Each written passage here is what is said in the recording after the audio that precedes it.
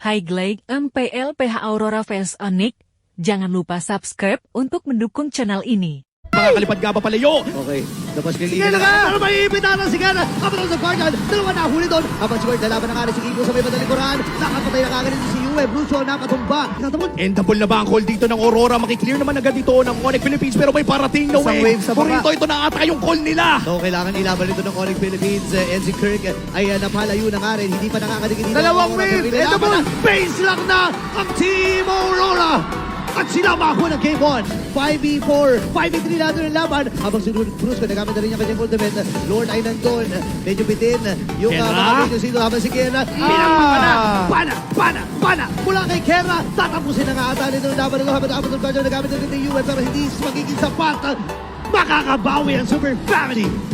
Ang pinakaunang Game 3. Dito na natin malalaman kung Aurora Gaming nga ba ang unang magbibigay ng talo sa World Champions. Sa push na gagawin nila sa midday, sino ang mauuna? Grabe, sabay-sabay yung mga minions dito. Ang Onyx Philippines, naka-ready na talaga. Nagamit yung Glory Body habang ang Guardian. Mula sa likuran, pulos ko dito. Habang yung River Manipulate nagamit ang aring kagad.